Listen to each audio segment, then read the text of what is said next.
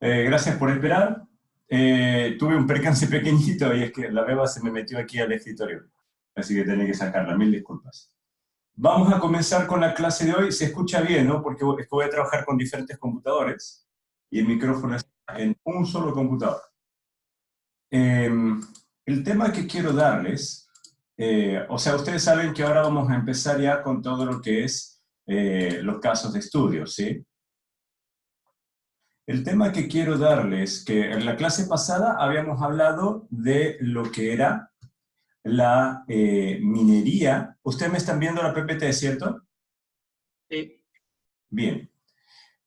Lo que era el caso de la minería en Chile. Yo espero que de pronto ustedes agarren ciertas ganas, digamos, y puedan ver o sea, puedan leer los diferentes artículos que están puestos ahí para que ustedes vean un poquito la situación en la que se encuentra el país y hacia dónde va el país. Ahora, con todo esto yo no quiero hacer ningún discurso político, ojo, porque todo lo que les acabo de decir aplica a antes del 18 de octubre.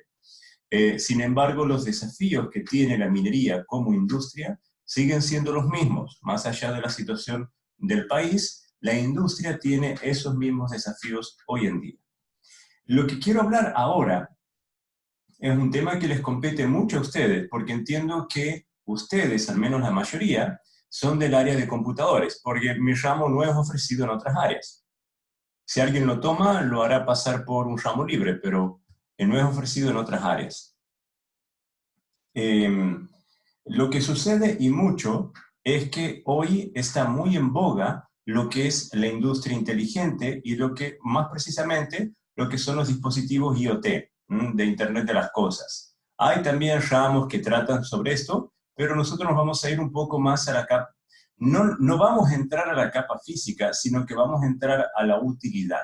No nos vamos a quedar en la conceptualización ni en la filosofización, no sé cómo decirlo, de lo que representa Internet de las Cosas o lo bien llamado Ubiquitous Computing, que es el Internet omnipresente, en todos lugares, en todo momento, y con una muy alta tasa de transferencia de datos. Y lo vamos a ver desde el punto de vista de las industrias inteligentes, ¿sí? Hoy en Chile, en general, estamos en presencia del desafío de hacer que la industria sea una industria inteligente. Y cuando hablamos de una industria inteligente, si bien ahí yo les dejo el link que está puesto acá, para que ustedes puedan luego ver de qué se trata en realidad cuando hablamos de una industria inteligente. La industria inteligente en particular, chicos, se caracteriza por una cosa, y es la automatización y el manejo de decisiones a partir de datos recolectados. Y ya no es más la intuición, ya no es más la expertise que tenga la persona. Por supuesto, todavía es parte, o sea, todavía se necesita la expertise de la persona, pero ahora basado en datos. Para todo esto, para aumentar la productividad de un modo sustentable, y ustedes saben que también está de moda, disminuir la huella de carbono. Entonces, lo que es Smart Industries, o bien industria inteligente, está relacionada a todo esto, a un mejor manejo de datos, a una automatización de los procesos, a una mejor toma de decisiones, apuntar hacia la sustentabilidad, etc. Todo esto también con el fin de mejorar la productividad, mejorar la calidad, tener y hay un desafío muy grande, y ustedes lo han vivido, estoy seguro, en carne propia, lo que es la relación del el servicio de atención al consumidor, que por lo general muchas empresas, muchísimas, y no creo conveniente que yo acá diga los nombres de las empresas, tienen un pésimo sistema de atención al consumidor. Por darles un ejemplo, ahora están muy de moda estos pequeños bots, que son esos autómatas, de alguna manera, unos algoritmos súper básicos que tienen una interpretación semántica bien simple, en donde ustedes entran a la página de la empresa y inmediatamente aparece un asistente virtual que por lo general es todo lo que tienen, ¿sí? Que es la que actúa de interfaz en este caso con la empresa, y ustedes le escriben el problema que tengan y al final de cuentas dice, bueno, déjanos tus datos que luego te vamos a contactar. No sé si les pasó eso alguna vez. A mí me pasa constantemente. Entonces, también la mejora del servicio de atención al consumidor. Todo esto tiene que ver con industria inteligente y la forma en que nosotros, que tiene que ver robótica en todo esto. Bueno, robótica entra en lo que es automatización, ¿sí? Pero no vamos a dejar de lado tampoco la inteligencia artificial. Hoy no podemos pensar en robótica sin pensar en inteligencia artificial. Eh, Tal vez suene un poco extraño, pero los algoritmos de planificación de caminos que vimos, ¿sí? Algoritmos de planificación de trayectoria, las arquitecturas de comportamiento y demás, todo hace a la inteligencia artificial. Yo quiero desmitificar un poquito acá, chicos, cuando hablamos de inteligencia artificial, no hablamos de algoritmos pensantes capaces de tomar decisiones, ¿sí? Basadas en algún tipo de especulación, sino que simplemente es una heurística avanzada, con muchos datos, por supuesto, pero es heurística avanzada. Entonces vamos a hablar un poco de lo que es industria inteligente y cómo nos relacionamos. Para que esto tenga sentido, chicos, para que nosotros hablemos de una industria inteligente en donde la robótica esté 100% metida en esta industria, y cuando hablamos de la robótica, me refiero a la automatización, no me refiero justamente a los robots con ruedas, pueden ser manipuladores o pueden ser simplemente dispositivos automáticos. Para que eso sea posible, este monito que yo les muestro ahí, a mí me gusta mucho, es necesario el concepto de la nube. El concepto de la nube, chicos, está muy asociado a lo que es IoT y viene a cerrar en este caso el lazo, porque toda la información, a ver, antiguamente, tal vez alguno de ustedes les ha tocado, han tenido que instalar MATLAB, ¿sí? Y cuando han instalado MATLAB o han instalado Office, por ejemplo, han instalado todo el software en sus discos rígidos. Hoy en día lo que se hace es instalar una parte del software que sirve como interfaz al software, digamos, de procesamiento que está en la nube. Todo lo que necesitamos es una muy buena conectividad, que es más o menos cómo funciona todas estas herramientas del, voy a decirlo mal, pero es el Office de Google. Google Docs, Google Excel y todo lo demás. Entonces, simplemente todo lo tenemos en la nube y tenemos un software súper básico que es el que utilizamos desde el computador. Por eso cada vez los rígidos de nuestros computadores son más chicos. O sea, ir a comprar un computador que tenga 10 teras de rígido es medio absurdo. Lo que conviene es tener una nube de 10 teras o más. Por supuesto, todo esto es sujeto a los problemas de ciberseguridad, etc.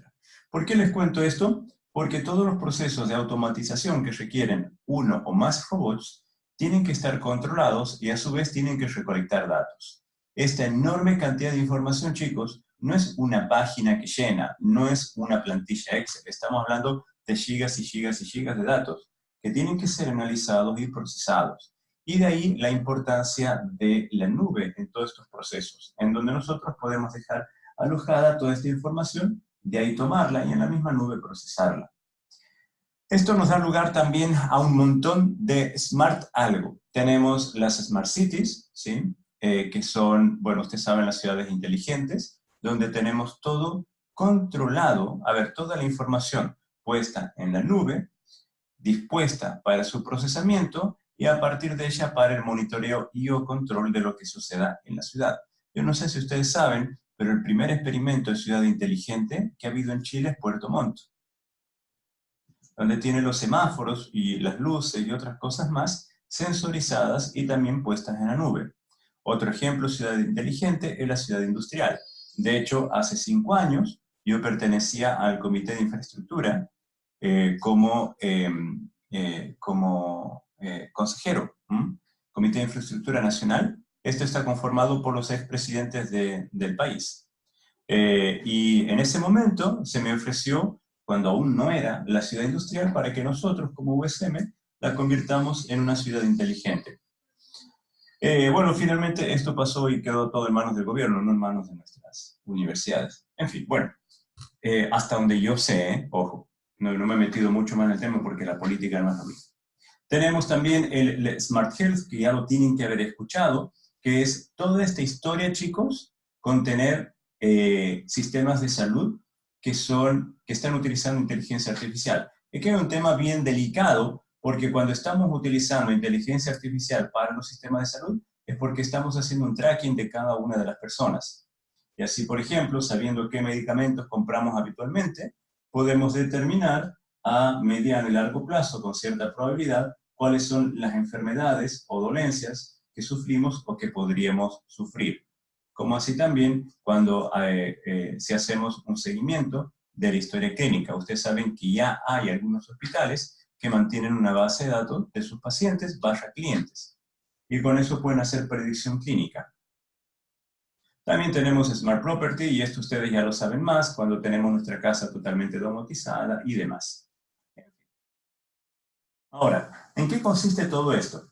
Cuando hablamos de Smart Industries, lo que nos interesa acá, chicos, es saber que tenemos una muy buena conectividad, y esto es, inicialmente era 4G. Recuerden la revolución de 4G hace unos 5 años. Bueno, ahora viene 5G de la mano de Huawei. Con la famosa, bueno, Huawei es el que patentó todo esto, qué sé yo, y este es el que se está posicionando.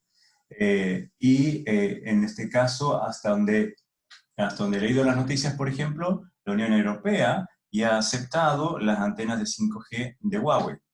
Creo que Chile va por ese mismo camino, junto con Argentina. Brasil ya lo hizo. Y nosotros creo que vamos por ese mismo camino. Por supuesto, Estados Unidos no, está generando hasta donde yo sé su propia tecnología.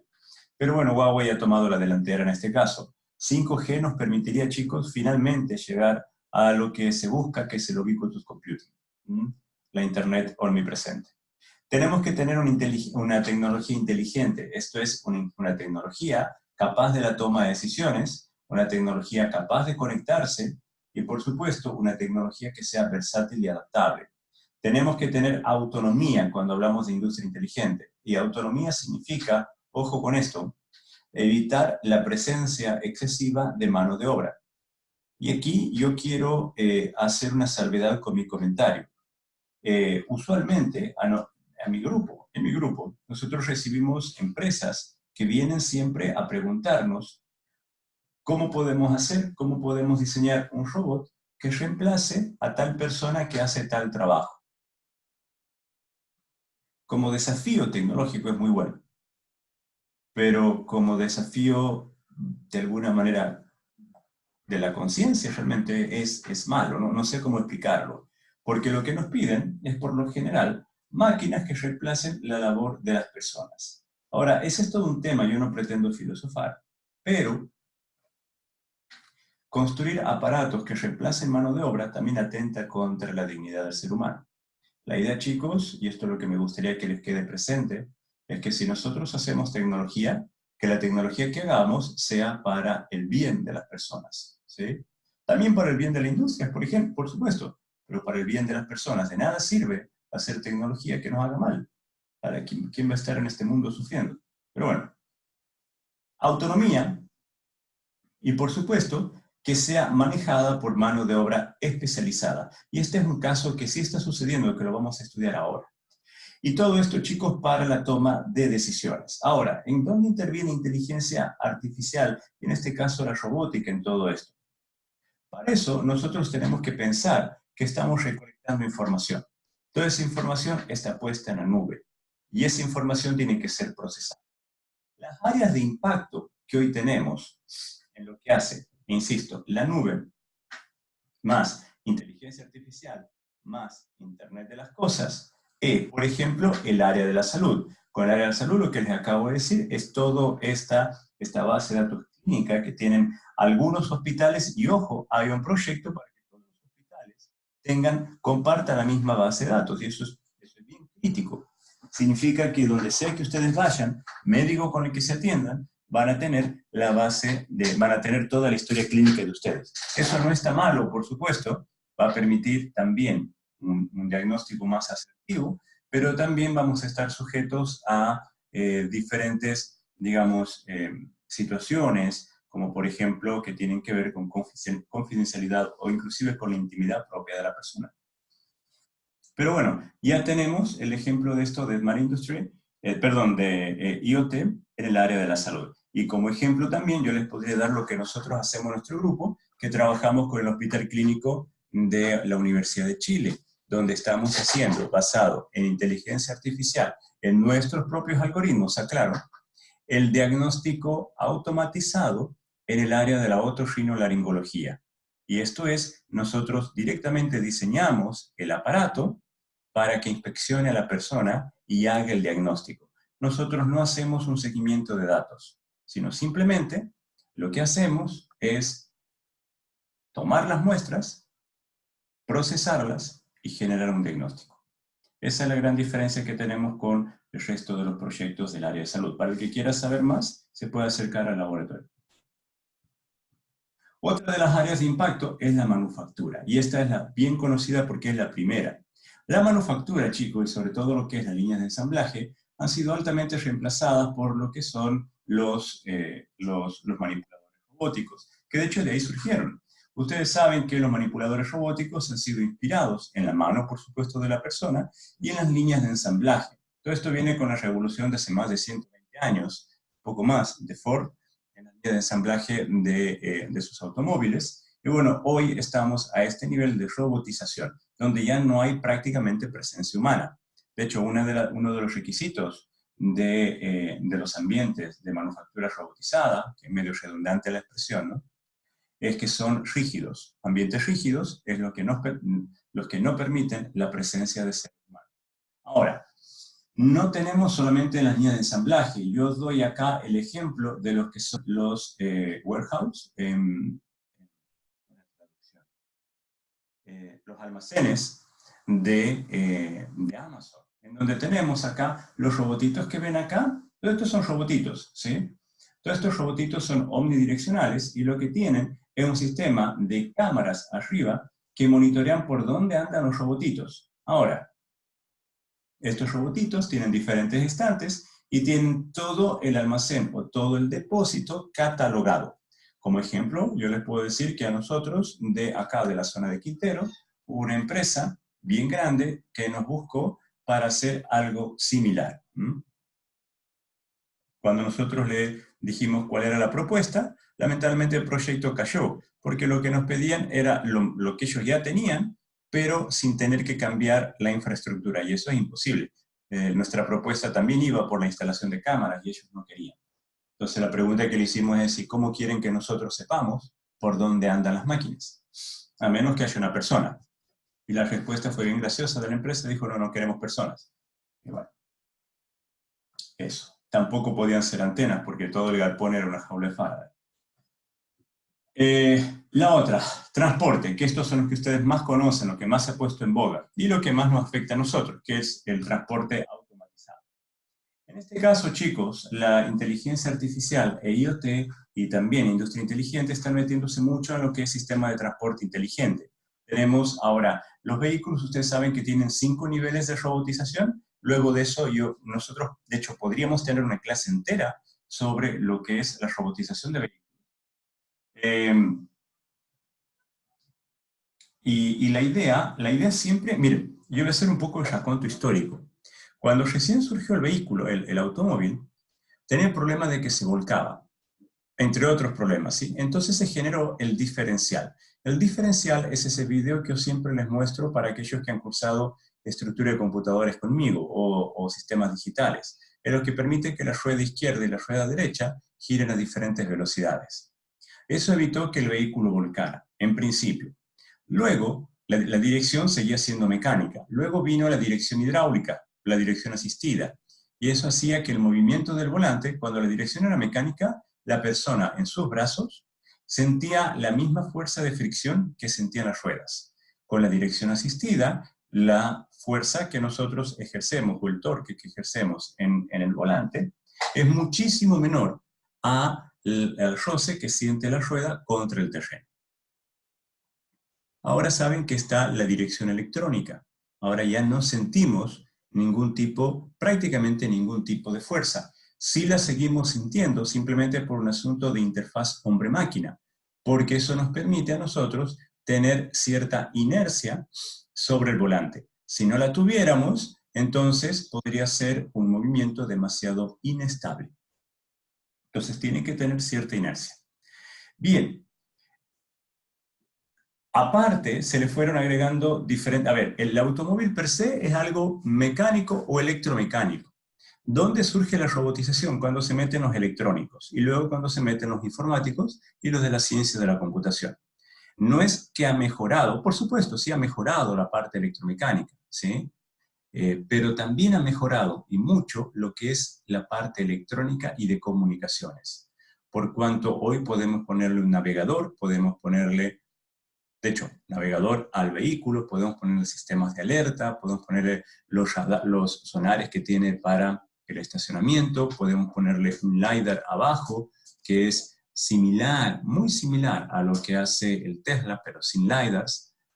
Podemos ponerle cámaras, el autito de Google, por ejemplo, como el que está acá arriba, este es chino, tiene un LiDAR como los que tenemos en el laboratorio y que les mostró Darío. Todo esto le podemos ir agregando, aquí tienen cámaras, por ejemplo, y hace que el sistema sea inteligente. Si bien aún hoy uno prácticamente lo sigue conduciendo en mayor o menor grado, pero se vuelve más inteligente el vehículo, a tal punto que puede detectar proximidades, puede detectar la probabilidad de colisiones, determina cuáles son las señaléticas que hay en el ambiente. Yo les mostré ya hace un tiempo un video sobre ello, de lo que nosotros hicimos, interpreta lo que sucede en el medio ambiente, etc. ¿Sí? Aquí tenemos el famoso autito de Google acá.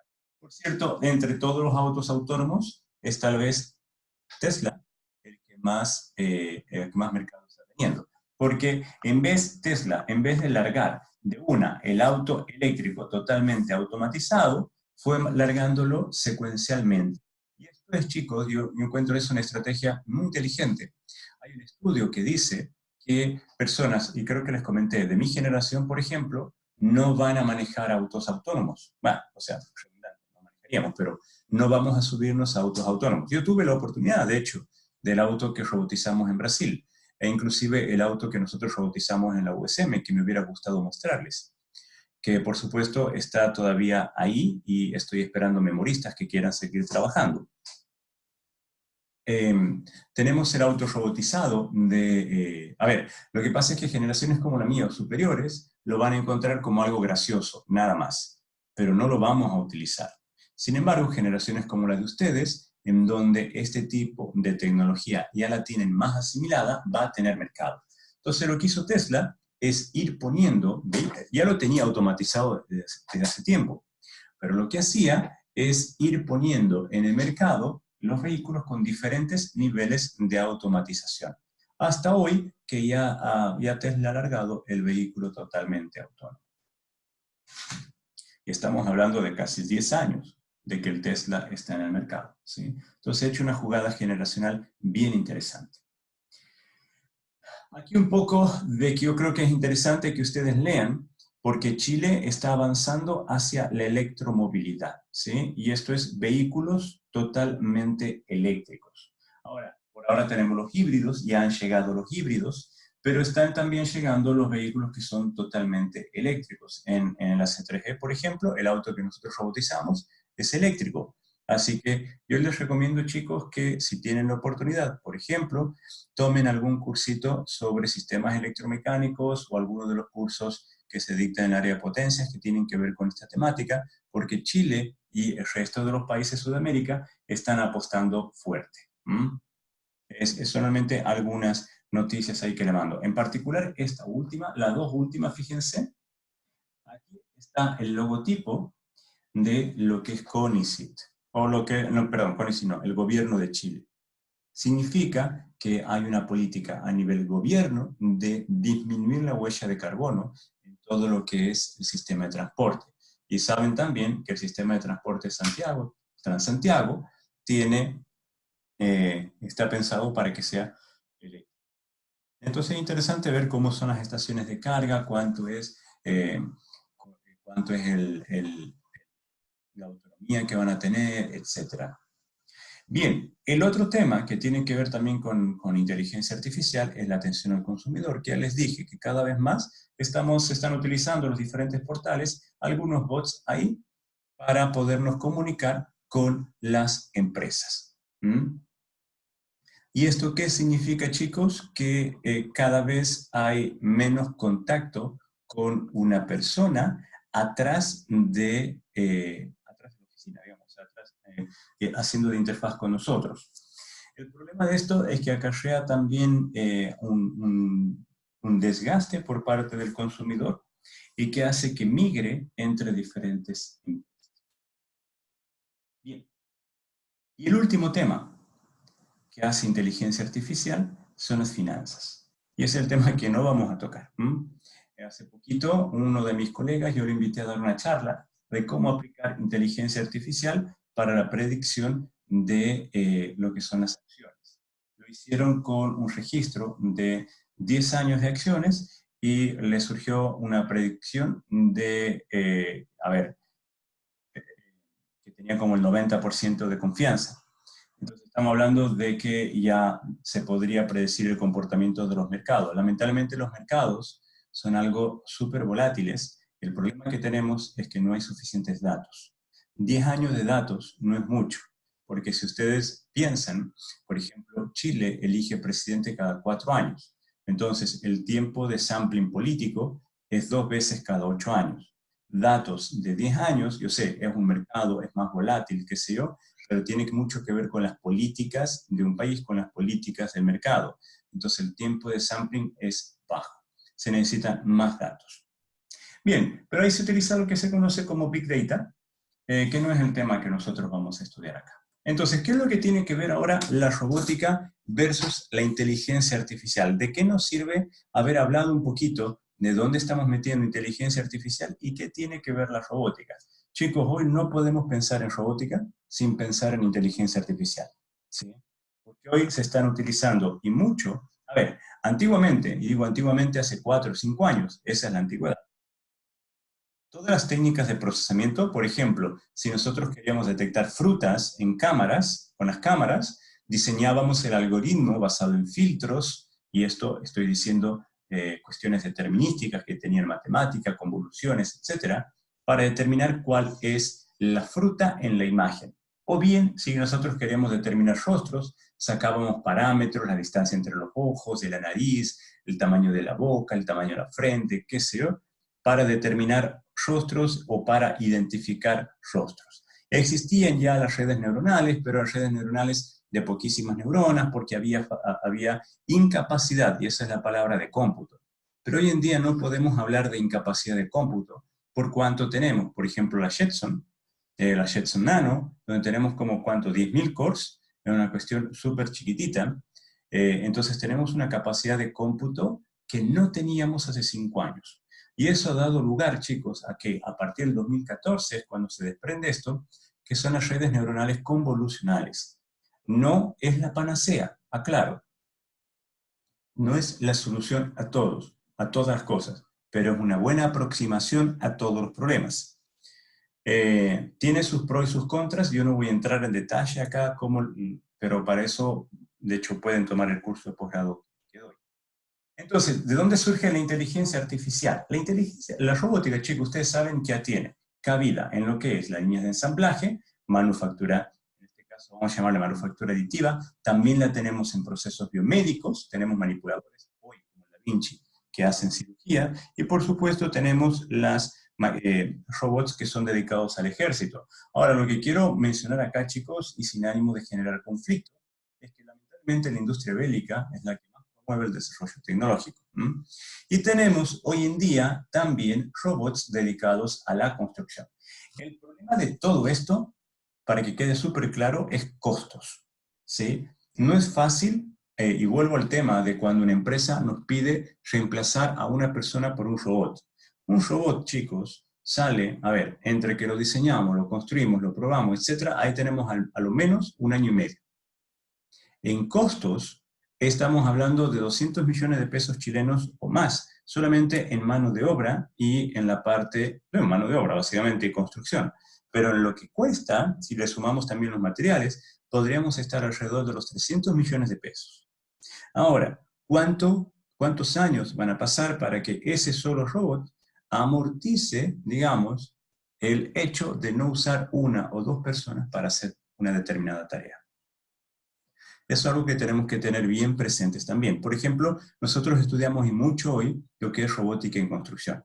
Pero robótica en construcción, chicos, sirve para detalles de arquitectura que son difíciles de hacer por la mano de la persona, nada más, ¿sí? Pero no es que no es para no es para la arquitectura gruesa, sino para detalles que son difíciles. Como así también, por ejemplo, hoy a la robótica en arquitectura la estamos utilizando para lo que es el registro en nube de puntos, utilizando LiDARs de todos los patrimonios, por ejemplo, en Valparaíso, de las casas patrimoniales. Y ese es el proyecto que tiene una colega mía. Le ponen un LiDAR directamente a un manipulador, ¿sí? Y hacen el escaneo de todo el edificio.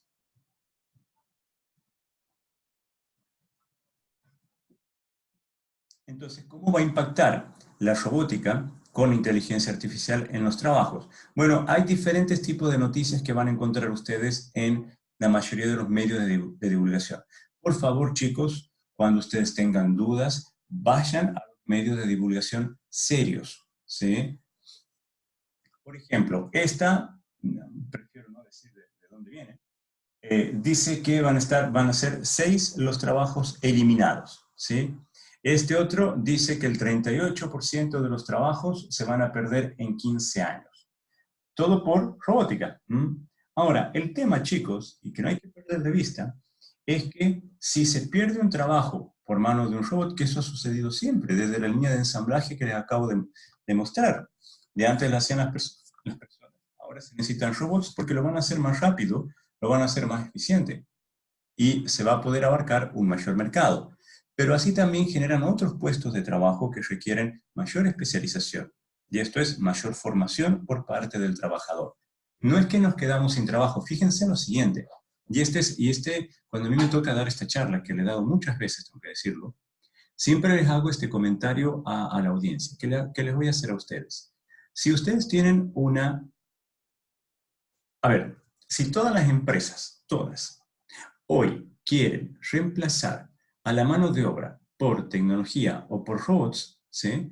Nos vamos a quedar sin mercado a quien venderle, porque vamos a quedar sin personas, van a quedar personas sin trabajo, por lo tanto sin dinero, que puedan comprar el producto y o servicio que están desarrollando. ¿Sí? Entonces, eso de que los robots van a reemplazar toda la mano de obra, no lo va a suceder.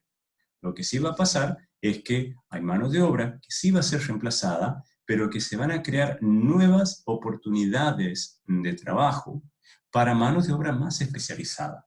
Permítanme ahondar un poquito más en el tema.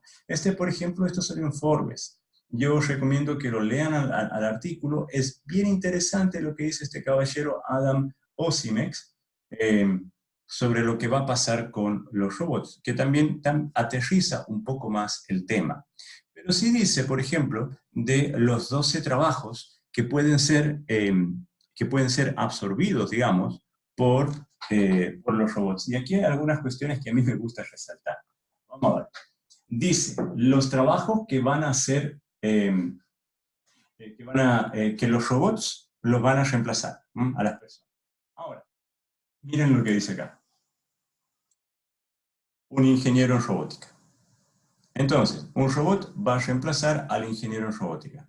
Pero se tienen que seguir desarrollando robots, se tienen que seguir programando robots. Si bien hay algoritmos que autoprograman robots, no los hacen en función de un proceso productivo. Los hacen en función, por ejemplo, de aprender a caminar, de estabilizarse y cosas así. Lo otro que tenemos acá, yo no sé si aparece o aparecía más abajo, a ver, déjenme buscarlo. No, tiene que haber aparecido en otra lista, que ahora vamos a ver tal vez. Decía que también el trabajo del profesor desaparece. Y hablemos un poquito acá.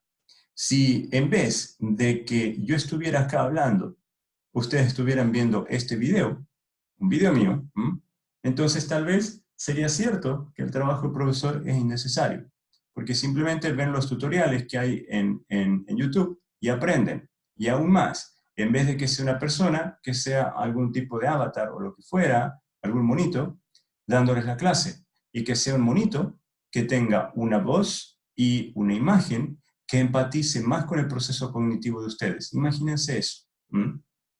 ¿Cuántas veces nosotros no hemos querido asistir a una clase porque el profesor no nos cae bien, no nos gusta cómo habla, no nos gusta cómo se mueve, etcétera? Y son cuestiones empáticas nada más. Y si de pronto tienen un monito, un avatar, que se ajusta a las necesidades cognitivas, empáticas de cada uno de nosotros, entonces podemos potenciar el proceso cognitivo. Hay otras tareas acá que claramente uno puede decir, bueno, ¿saben qué? Es regularmente simple de entender que esto va a ser reemplazado. Por ejemplo, fíjense esto. Este es la persona que cava las tumbas en los cementerios. Ahora, ¿por qué aparece esto en primer lugar? Uno, porque, bueno, ya hoy se utilizan máquinas. Y raramente van a ver en un cementerio, y ojalá no tengan que verlo, digamos, a una persona con una pala haciendo la tumba. Hoy se utiliza directamente una excavadora. Esto otro, que es el que más nos piden, ¿sí? Cómo reemplazar la mano de obra que está en la agricultura. Y esto es porque hay mucha volatilidad, y en Chile en particular se ha experimentado en los últimos 10 años una migración muy fuerte de la mano de obra desde la agricultura a la minería. Y eso no tiene nada de malo. Lo que sucede, chicos, es que en la minería, como ustedes saben, se paga muchísimo mejor que en la agricultura. Por lo tanto, la mano de obra, por supuesto, que pudiera estar de pronto disponible, opta por ir a trabajar a la minería en vez de a la agricultura. Entonces, la agricultura lo que sufre es la falta de mano de obra. Y así. Entonces, también, por ejemplo, el operador químico y todos los demás que son, sabemos que son tareas hostiles, que pueden dañar al ser humano y susceptibles de ser cambiadas. Las principales características de los trabajos, en este caso, que son susceptibles de ser reemplazados por robots. Aquellos que son repetitivos, que dependen de una determinada habilidad, ¿sí? Y que son de bajo requerimiento formativo. Esto van a ser los trabajos que van a ser reemplazados. Hay ejemplos tal vez más sensibles, ¿sí? Por ejemplo, la estrategia de Uber. Ustedes saben la estrategia de mercado de Uber. Uber también está metido en el desarrollo de vehículos autónomos y su estrategia es tener los taxis totalmente autónomos. Y en este caso estaríamos reemplazando al conductor. Cuando hablamos de recursos humanos con bajo requerimiento formativo, decimos que no han pasado por cursos de especialización más allá del secundario. O sea, son, digamos, que no han pasado por la universidad, por decirlo de alguna manera. Y que son dependientes de la habilidad. Eso también, al artesano, lamentablemente, es cada vez más reemplazado. Y digo esto con cierto dolor, en realidad, ¿no? Porque no deberíamos desarrollar tecnología, insisto, que atente contra la dignidad. Y por último, las características de los trabajos que hoy son desarrollados por los robots. Aquellos trabajos que interactúan con personas, que toman decisiones y que aprenden. Vamos a ver de qué se trata un poquito, medio rápido. Tenemos, por supuesto, los vehículos totalmente automatizados. Este es el de Google, que trata sobre el sistema de carga, transporte de pasajeros, etc. También tenemos los sistemas de transporte inteligente. Tenemos el sistema de atención al consumidor, y en este caso ya tenemos, y estos son ejemplos en Japón en particular, donde tenemos que el personal, bueno, en Argentina le decimos mozo, pero yo creo que acá no está bien decir mozo. No sé cuál es la palabra. ¿Mesero? Ya están siendo reemplazados por robots. Tenemos también el personal que, a ver, en el personal médico, chicos, es muy importante que el paciente se sienta bien. Y no es solamente que se sienta bien de una manera fisiológica, sino también de una manera psicológica. Y en ese caso se están desarrollando, y se han desarrollado robots de compañía, ¿sí? Y vuelve el tema esto de la parte empática. Si ustedes se fijan, el desarrollo del robot, las características de la cara y demás, no obedecen a un criterio arbitrario, sino que obedecen a la necesidad de desarrollar empatía a la persona con la que están interactuando. Y ese tipo de diseños, de ojos grandes, redondos y demás, siempre van a generar empatía en las personas, porque es lo mismo que nos sucede con los cachorritos.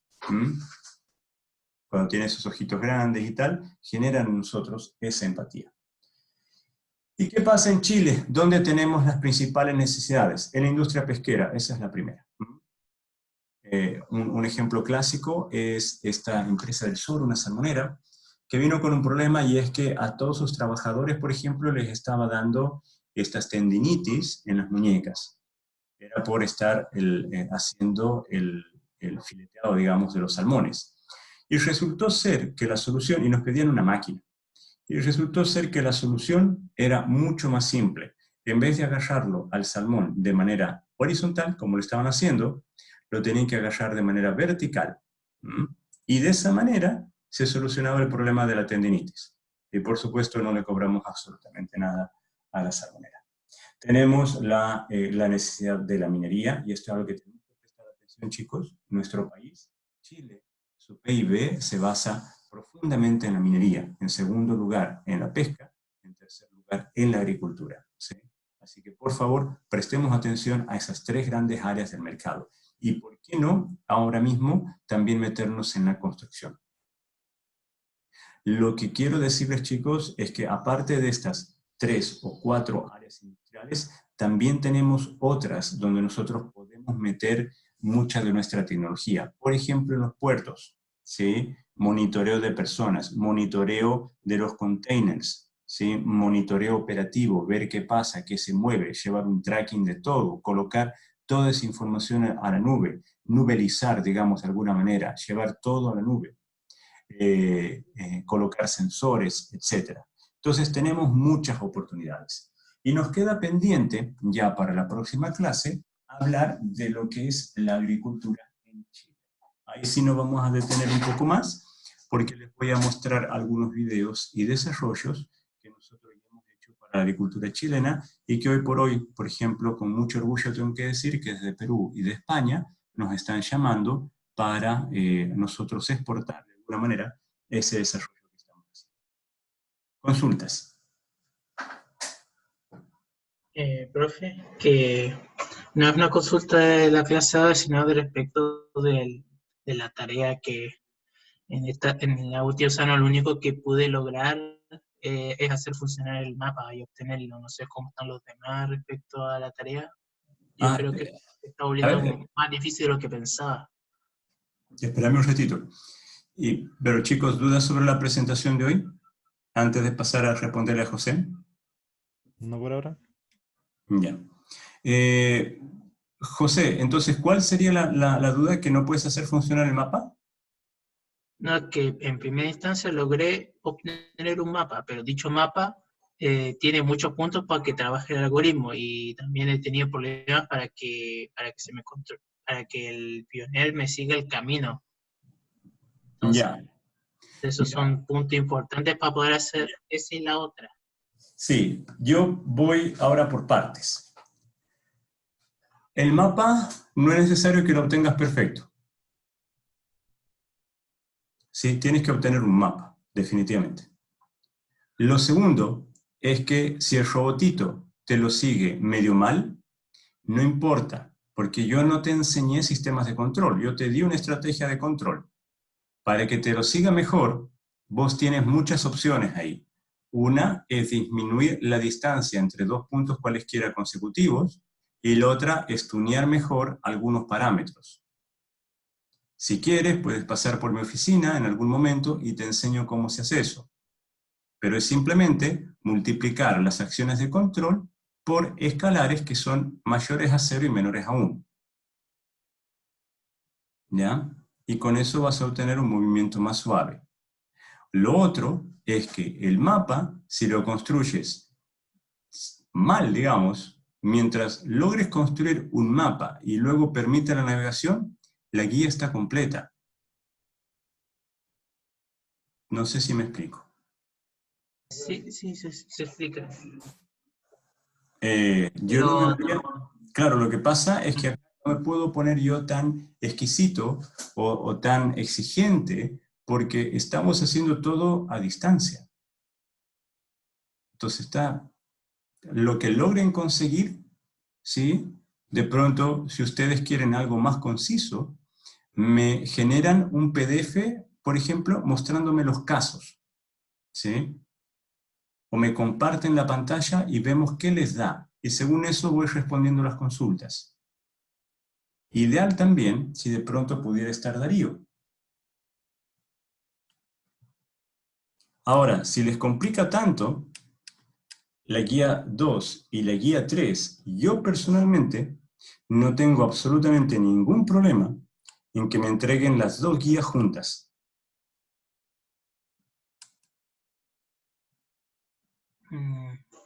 Podría ser una posibilidad porque igual, por lo que vi de la guía 3, es más corta en duración con respecto a la guía 2. Y la guía 2 se puede usar Claro. para hacer la guía 3 también.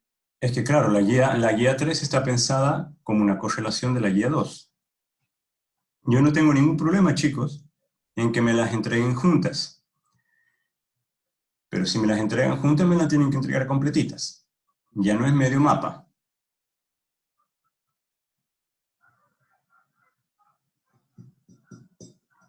O sea, a ver, si se entrega el 14, no, solamente pide una parte del mapa en vez del mapa completo, que sería el Ya, caso 28. ya. No entendí. Otra vez, José, ¿qué? Lo que hace solución es que si entregamos el 14, la guía 2, el mapa no tiene que estar completo, en vez que el caso del 28 sí lo tiene que estar. Claro, yo para el 28, que van a tener casi un mes entero, yo esperaría que la guía esté súper prolija, José. Mm,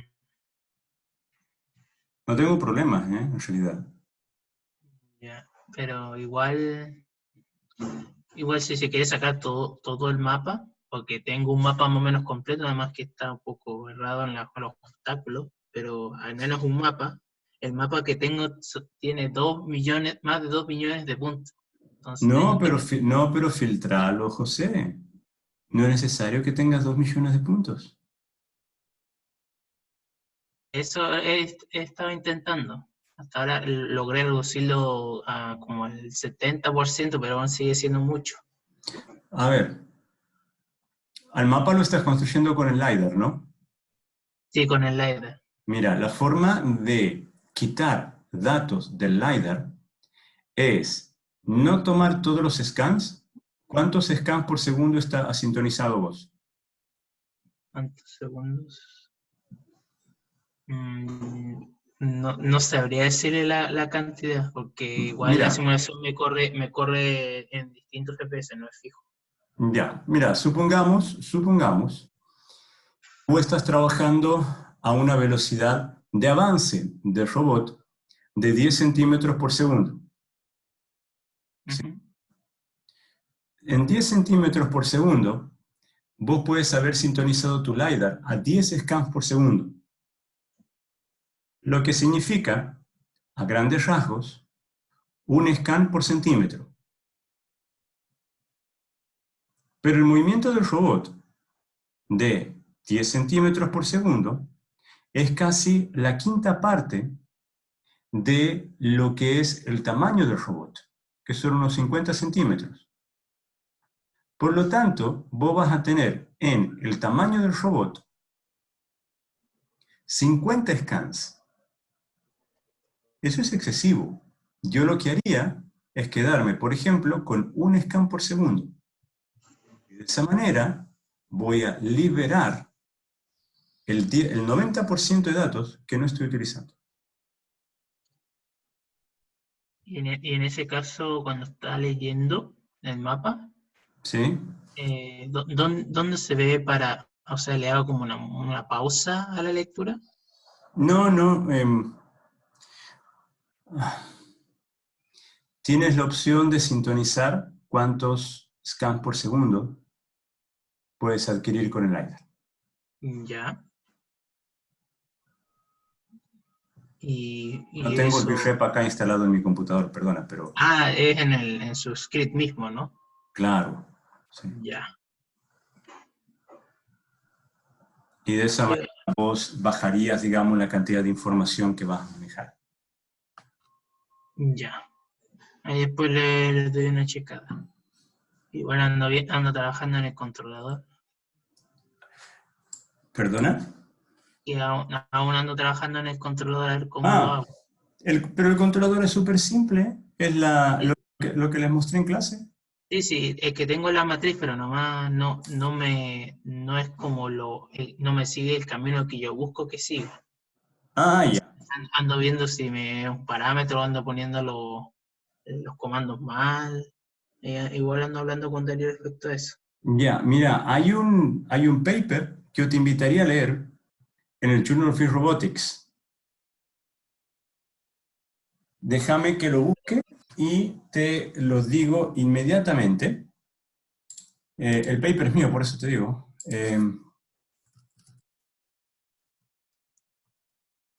Y ahí lo vas a tener al controlador, lo puedes leer tranquilo e implementar el código tal cual lo que está ahí. Listo, ahí tengo la hoja. ¿Cuál es el nombre? Ya te lo digo, aquí lo acabo de encontrar y te voy a mandar el link directamente acá por acá. Ahí lo tenés. El controlador que está ahí es para modelo car-like. Aplicas el mismo para modelo Unicip.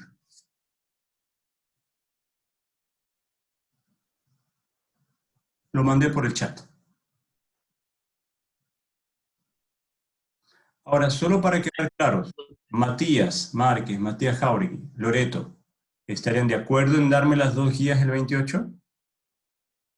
¿O quieren que sigamos con la pauta? El 14 me dan una, el 28 me dan la otra. A mí me queda nada más que la clase del miércoles y la clase del lunes. Y con eso yo termino todo. Profesor, ¿y no habría forma de extenderlo hasta el fin de semana?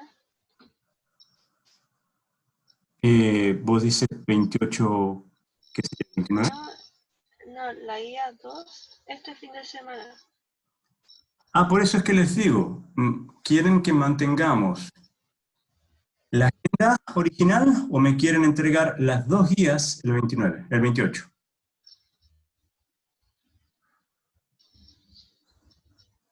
Pero me tienen que entregar con el mapa completo, o sea, bien prolija la guía.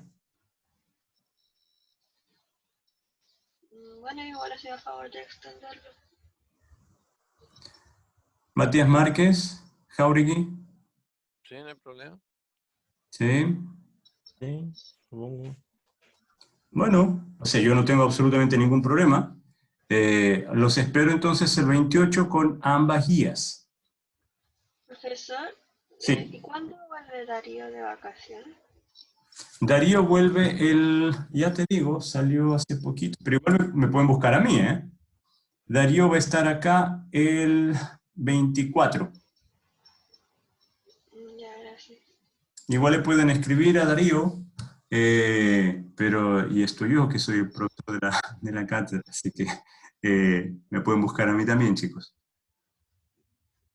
Bueno, profesor. De todas maneras, como yo termino todos los temas preparados el próximo lunes, estaba pensando también enseñarles sobre IMUs y GPS y otros sensores en las clases venideras, que puede resultar bien interesante.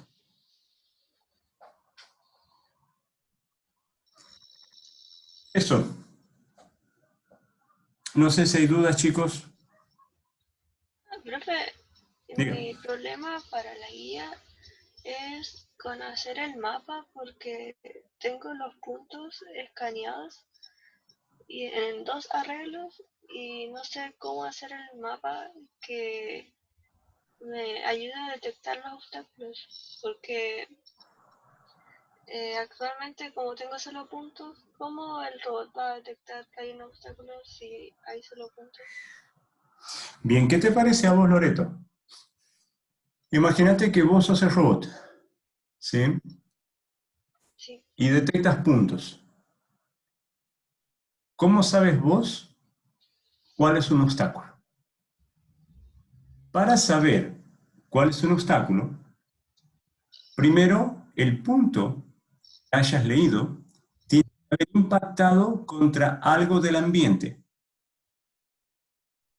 Por ejemplo, si vos tienes que tu LiDAR tiene un rango máximo de medición de 10 metros, ¿sí? Toda aquella medición menor a 10 metros es un obstáculo. Siempre. Ahora, la cuestión es, ¿aquella medición menor a 10 metros es un obstáculo para tu navegación o no? Y ahí es donde interviene el camino. Si el camino pasa por ahí o cerca de ahí, de ese obstáculo, entonces efectivamente aquella medición menor a 10 metros es un obstáculo para tu robot.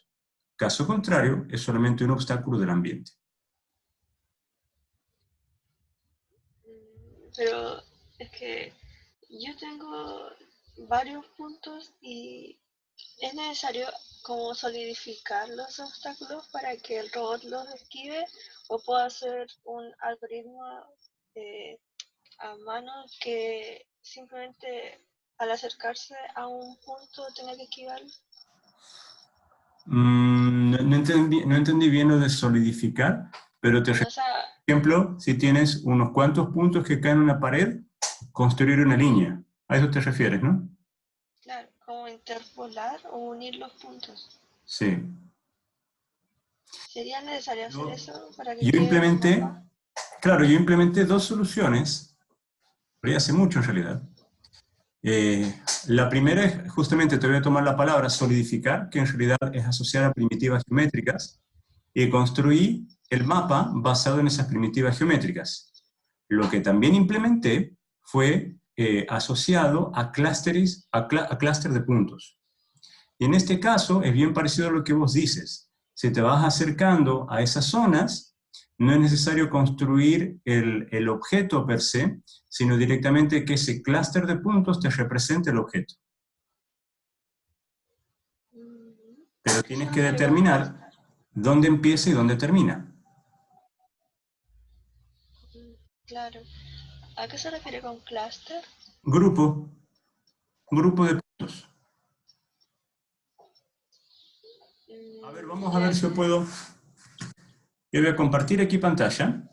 Vamos a la pizarra. Cuando tienes, por ejemplo, no sé si se ve, pero estos son los puntitos que te da el LiDAR en una medición. Sí se ve. ¿Sí? Este es un ambiente dado. Entonces vos me dices de y por ejemplo por acá te da todos estos así. Cuando me dices de solidificar, yo entiendo que te refieres, por ejemplo, a sacar una línea que viene por acá, otra, perdón, esa es una, otra línea que viene por acá, esta es otra primitiva geométrica, otra línea que viene por acá, y los puntos que están de este lado son los puntos que vas a descartar porque caen fuera del rango de medición. ¿Sí? Sí. Lo otro es que cuando yo digo de clusterizar, de generar un clúster, es simplemente, fíjate, yo le voy a quitar estas primitivas geométricas que hice, y cuando hablo de clusterizar, lo que me estoy refiriendo es, encuentro el primer punto, y mi clúster de puntos, o sea, el grupo de puntos que pertenecen al mismo clúster, va desde este hasta este. Y no encuentro, por ejemplo, la línea que los asocia, sino que yo digo que todo este conjunto de puntos hacen un clúster, pertenecen a una clase. Luego tengo este otro punto que está acá con este otro punto que está acá. Formo otro clúster de puntos. Y lo mismo para este otro. Y entonces, si yo tuviera, por ejemplo, el robotito por acá dando vueltas, este es mi robot, y yo sé que el robot se está queriendo, no sé, acercar, supongamos, va navegando, navegando, navegando, lo que voy a tratar de evitar es a cualesquiera de los puntos que pertenezcan a este clúster, y no necesariamente a una cuestión sólida o a una primitiva geométrica como la que me indicas.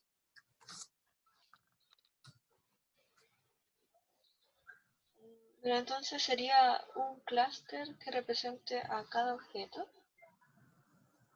No necesariamente. Clúster que represente a cada obstáculo. No necesariamente un objeto. Porque también vos me podrías decir, pero todo esto es un solo clúster. Porque todo esto es un obstáculo. Y vas a querer evitar todo esto.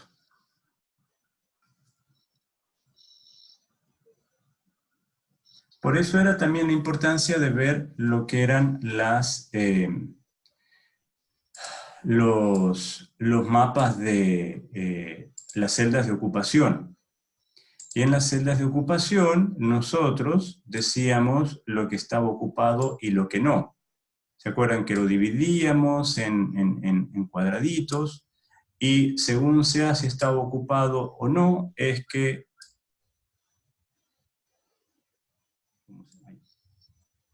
nosotros podíamos pasar por ahí o no. Y aquellos cuadraditos que estaban ocupados representaban un obstáculo. También pueden resolverlo de esa manera, si quieren, por supuesto.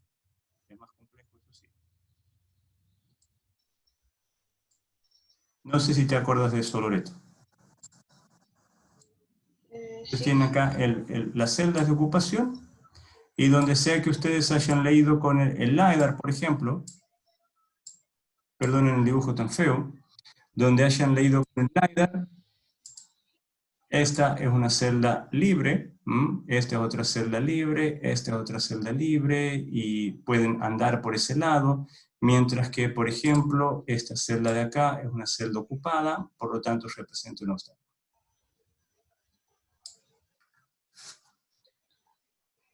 Profesor, Diga. eso sería como hacer una matriz que contenga el espacio del mapa y sería como poner unos donde haya obstáculos.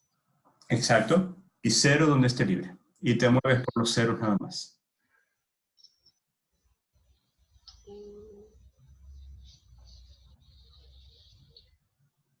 De hecho, es como una imagen binarizada. Claro, es que esa es la que no he logrado hacer porque me sucede lo mismo que José, que tengo demasiados puntos y para convertirlo a matriz se pierde información, se pierde mucha información, porque si Bien. no, no lo puedo procesar. Ya. Vamos a reducir un poco el problema.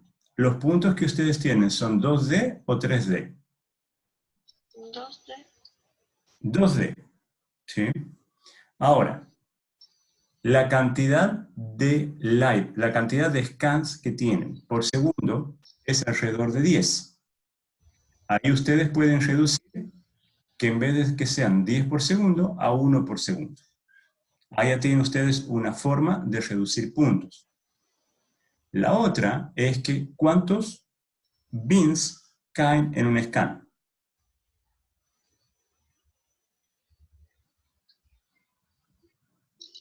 No entiendo a qué se refiere con bins. ¿Cuántas lecturas tienes por scan? No sé cómo ver eso.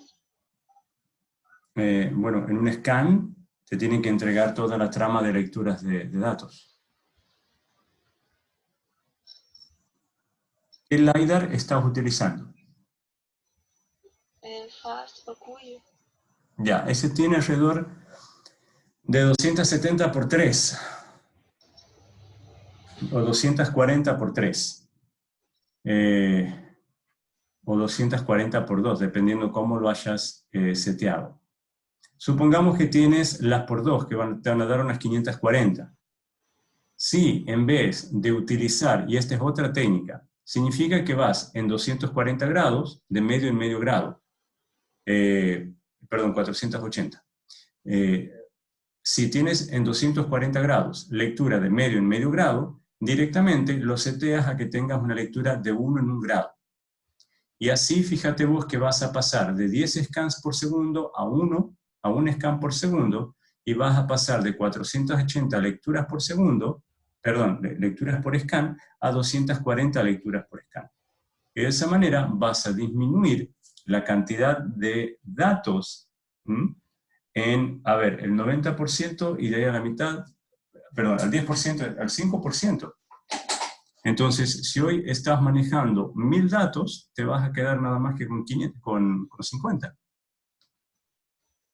El 5%. Se refiere a la cantidad de puntos que cubre el rango Exacto. del sensor. Exacto. Porque actualmente, bueno, son 2 sensores, pero cada uno tiene 342 puntos.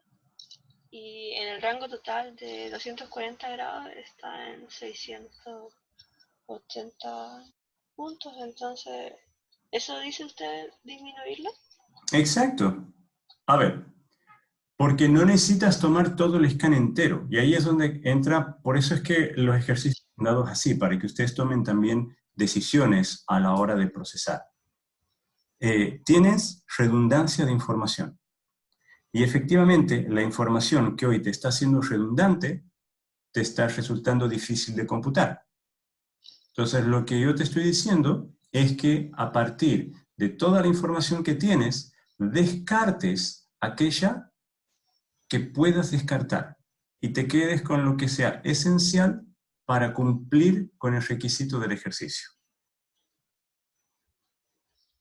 Si tienes exceso de lecturas del scan, porque las puedes tener, entonces directamente descarta mediciones.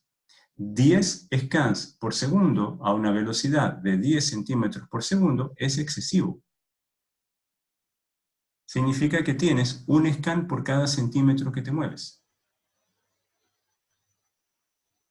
Y considerando que el robot, dependiendo del que estén utilizando, si es el Husky o el Pioneer, si es el Pioneer tiene un diámetro de 50 centímetros, si es el Husky tiene un tamaño máximo de 1 metro de longitud, entonces estamos hablando de que en un tamaño, en un desplazamiento que es de aproximadamente del 1% del tamaño del robot, tienes una lectura del LiDAR con 240 datos o 480 en total. Y es mucho.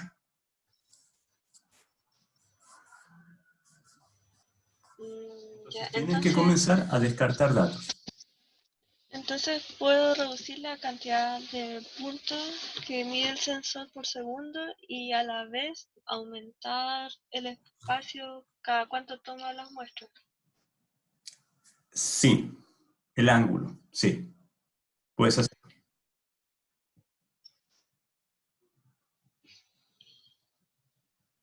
Y de esa manera reduces la cantidad de información que vas a tener que manejar. La otra es que vos adquieras toda la información de una e implementes un algoritmo que directamente te reduzca la información. Claro, eso es lo que había hecho ahora. De cada 100 puntos, escoger uno. Eso hace un... Pero ojo, scan por scan.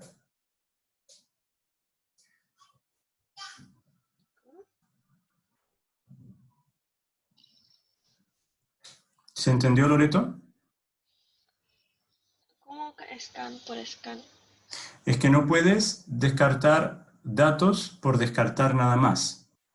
La medición que te da tu sensor es un scan. Ya. Entonces, sobre ese scan es el que tienes que trabajar. Ah, ya. ¿Sí? Porque esa es la medición que te da. No es que te da, o sea, lo que te devuelve es un vector, te devuelve una medición multidimensional. Entonces, sobre esa medición multidimensional es sobre la que tienes que trabajar. Ah, ya.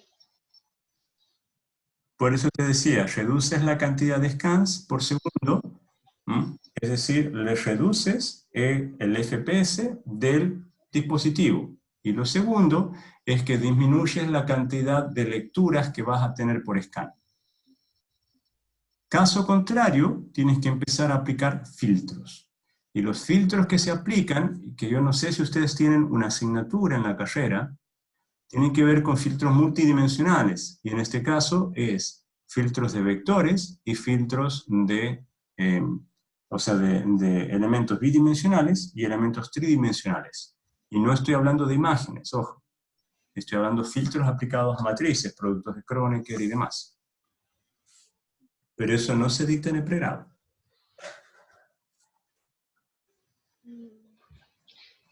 Claro. Profesor, y lo primero que dijo, la cantidad de FPS, ¿cómo se reduce? Eso lo puedes hacer directamente por el grep, configurando el LiDAR. ¿En el script? Sí. Ya. Entonces, luego teniendo menos datos, ahí puedo construir mejor la matriz binaria. Sí, de hecho yo te propongo lo siguiente. En un experimento cortito, ¿sí? Utiliza todos los datos. Cortito el experimento, ojo. ¿Sí? Ya. Y construí esa matriz binaria. Y luego, en el mismo experimento cortito, luego de haber aplicado toda esta quitación de datos que te estoy diciendo, construí la matriz binaria. Y fíjate qué diferencias obtienes. Es que no pude hacerlo primero porque eran demasiados datos y no lo toleraba. Por eso te digo un experimento cortito. Ya. Súper cortito. ¿Mm?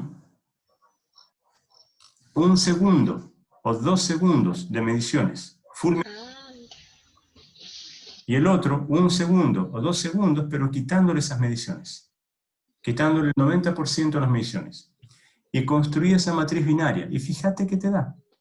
Si la diferencia es demasiado grande o no. Porque también vas a tener que decidir el tamaño de la celda. El tamaño de la celda, como ya dijimos, debe ser al menos del tamaño del robot. Claro, sí.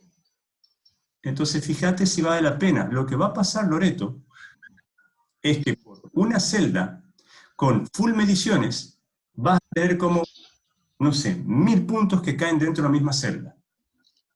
Y en el otro caso vas a tener como 100 puntos nada más que caen en la misma celda. Y vas a ver que al final ese mapa binario es aproximadamente el mismo.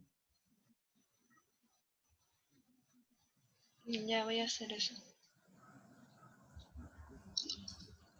¿Quedó claro? Sí, profesor. Ya, cualquier cosa me consultan, chicos, por favor. No quiero que quede... Profe, que a mí se me desconectó el internet, así que volví a entrar recién. En este caso estaba aplicando el mapa binario, ¿no? Sí, justo le decía a José de que una cosa que os recomendaba era un poco más de análisis en esto. O sea, si tienen dudas respecto a lo que les digo, es hagan 2 segundos, 1 o 2 segundos de experimentación con full datos. Y después 1 o 2 segundos de experimentación quitándole ese 90% de datos. Y construyen el mapa binario. Y vean si hay alguna diferencia. Lo que sucede, chicos, es que cuando ustedes van a grillar el mapa, la celda es al menos del tamaño del robot, como máximo, perdón, del tamaño del robot. Cuando tienen full datos, van a tener como 1000 mediciones dentro de una misma celda. Cuando le han quitado el 90% de los datos, dentro de esa misma celda van a tener como 100 puntos. Pero la celda va a seguir siendo ocupada. Porque solamente hace falta que caiga un punto en esa celda para que esté ocupada.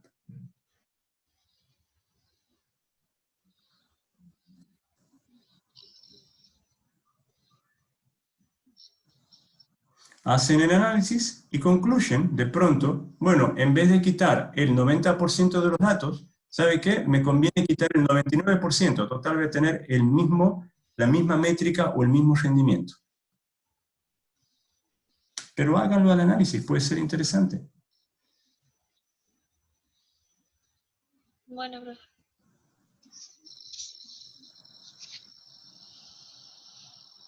¿Se entendió, chicos? Sí, eso igual lo que me está aplicando Ariel, pero no lo he probado porque quiero hacer que el controlador me funcione.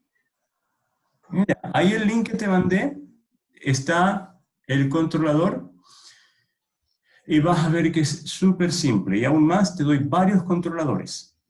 Todo lo que necesitas hacer es generar un camino. Para poder intentar que un controlador funcione, intenta lo siguiente, José. Genérate un camino de muchos puntitos, no importa cómo lo hagas en MATLAB. ¿Sí? Generas muchos puntos. Y entonces, primero, Al robot lo posicionas en el punto inicial, que lo tenemos acá, y al punto siguiente le pones de referencia, cualquiera sea el controlador. Y con eso generan las señales de control. Profe, aprovechando eso del punto inicial, que Sí. cuando yo quiero setear el punto inicial mediante MATLAB, como que solamente se mueve la carcasa y las ruedas se quedan ahí mismo. En Eh, ese caso tengo que hacerlo dentro de Virred. no entendí la pregunta. Cuando yo quiero aplicar set position para ponerle la posición inicial Sí, al robot Pioneer, sí. el robot Pioneer solamente se le mueve como la carcasa, sino las ruedas. Ah, bueno, puede tener un bug ahí en la programación. O sea, se cuadradito y no se te mueven las ruedas cuando lo mueves. Sí, se quedan o no se mueven acorde. O sea, como que aparecen como al lado y después como el robot empieza a girar. Ya, ese tiene que ser un bug nada más de las transformaciones homogéneas de... Eso es en el MATLAB, ¿verdad? Sí, usando API. Si yo lo Sí, pongo por mediante el mismo VRED, sí. ahí no habría No, problema. no te preocupes. Tiene que haber un error de signo entre los senos y los cosenos en el punto M, en el de MATLAB. Así que no, eso no le hagas caso. Incluso, en ese caso simplemente lo muevo dentro de la escena y ahí Sí, calculo, ¿no? sí. No le hagas caso a lo que pasa. Seguramente hay un bug ahí. Acuérdate que las matrices de transformación homogénea son simétricas, pero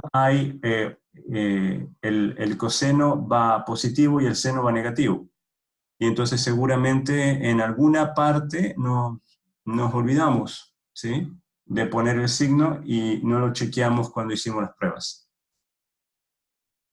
Es un bug nada más de programación. En este caso, podrían ver el error, porque hay que ver la matriz M, ¿no? Que usted mencionó. La matriz de transformación homogénea, sí. Y ahí Oye, toca ver si le puedo meter mano yo o sea, o metele si mano le... vos si querés, por supuesto, pero lo que voy es que no te detengas por ello, porque lo que está fallando es la graficación, nada más. O sea, igual el robot se va a mover acorde a la... A la señal de control. Lo que pasa es que está fallando el monito, nada más. Vale, es solamente visual. Ok. Sí, eso es solamente visual. O sea, el chasis es el que se mueve bien, ¿verdad? El chasis. Sí. Bueno, entonces el monito porque cada rueda, por ejemplo, es un objeto. Entonces tenemos que haber tenido ahí un error de signo cuando hicimos la transformación homogénea de las ruedas. Ya lo voy a chequear en el punto M, pero es eso nada más, es el monito, no es el controlador, no es nada, es la visualización solamente.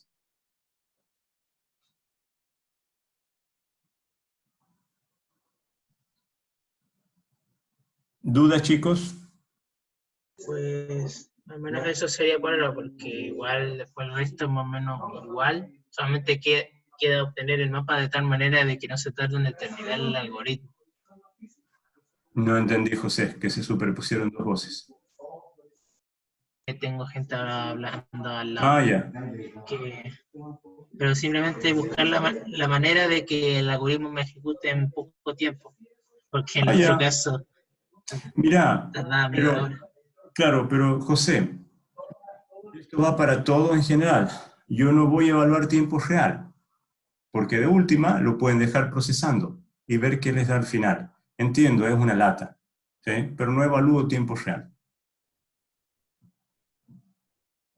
Se evalúa que Ya. en línea, pero no tiempo real. Es simplemente para poder hacerle la depuración más rápido. Ah, ya. Bueno, por eso te digo, pasa disminuyendo la cantidad de datos.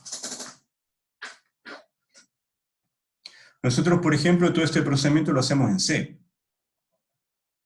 Entonces no tenemos este problema de, digamos, cantidad de datos.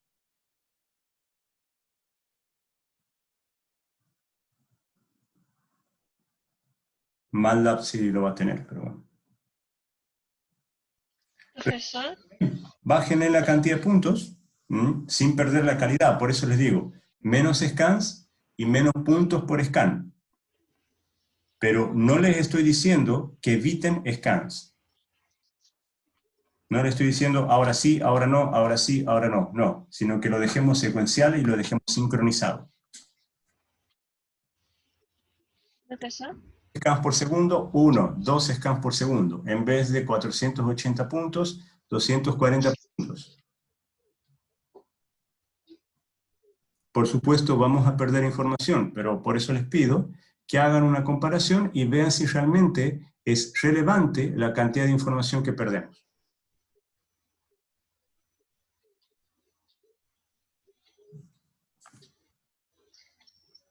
profe, Loreto, profesor, una duda respecto al controlador. ¿El tiempo de sampling depende de 0.1. MATLAB? 0.1, pero ¿depende de MATLAB o depende de VREP? Bien, muy buena pregunta. Debido a que estamos trabajando en Windows, ¿sí? El tiempo de sampling, ¿dónde lo estás programando al controlador? ¿En VREP o en MATLAB? MATLAB. Bien, entonces lo tienes que poner en MATLAB, a la pausa de 0.1 segundos. Entonces según eso decido cuánto vale el tiempo de sampling. Exactamente, exactamente. Ahora, aquí lo que va a suceder, Loreto, es que tienes dos programas funcionando en un sistema operativo que no es de tiempo real. Ambas plataformas no las vas a tener con la misma prioridad, entonces vas a tener latencias. Pone un tiempo de sampling de 0.1, 0.2 segundos, y con eso más o menos vas a ver un movimiento suave. No esperes que te dé súper bonito, Bueno, que te dé funcional, porque vas a tener las latencias propias de MATLAB y vas a tener las latencias propias de VREP. Lo ideal siempre es trabajar dentro de un mismo entorno, pero hacer todo en MATLAB hoy en día no tiene mucho sentido, por eso utilizamos VREP, y hacer todo en Carmen, por ejemplo, tampoco tiene sentido, por eso utilizamos ROS y demás. Pero sí vas a tener latencias. Ahora, por favor, sepan distinguir entre una visualización mala y datos malos, o experimento malo. Para eso, ustedes guarden la información que se genera. Por ejemplo, guarden la odometría virtual que están generando, guarden los datos del LiDAR que están generando, y luego procesen simplemente en MATLAB. Olvídense de VREP, porque VREP es solamente un entorno de emulación, nada más. Con los datos guardados, reproduzcan lo que el robot hizo y vean si eso coincide con lo que ustedes programaron. Porque pueden tener problemas de visualización que no son problemas de interpretación y no son problemas de resolución, ¿sí?, del ejercicio, sino simplemente de visualización. Como lo que me decía José, en este caso las rueditas se transforman de manera diferente. Bueno, se nos fue un signo, pero eso no significa que el controlador no funcione, sino que la visualización, la interfaz, el gráfico, tiene un error, nada más.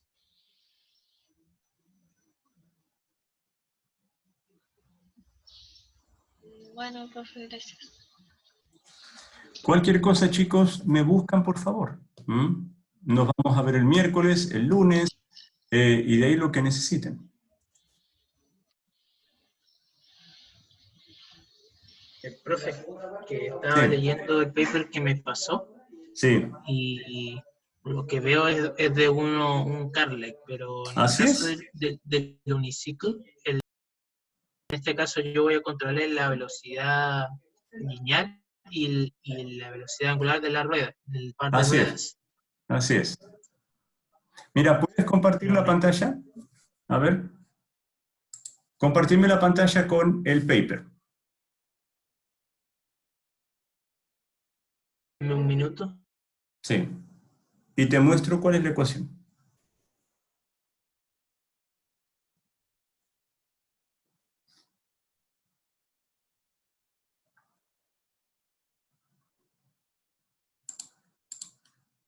debería estar compartiendo.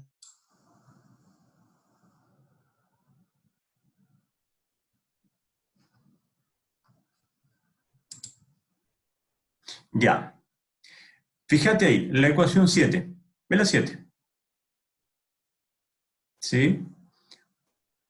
A ver, la 7 tiene todo lo que vos necesitas, porque tiene lo que es la ley de control de la velocidad lineal y abajo tiene la ley de control, pero ojo, de lo que es la dirección. Para obtener la ley de control de la velocidad angular, ¿cómo podemos hacer? ¿Qué te parece a vos?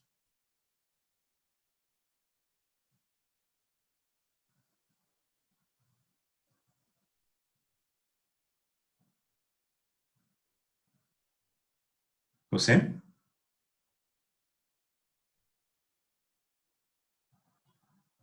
Hola. ¿Me escuchan?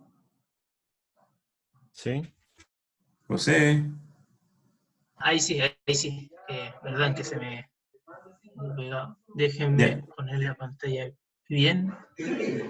Pero si la vemos bien, vete a la ecuación 7. No, que yo me cambié de pestaña, entonces. Ah, ya.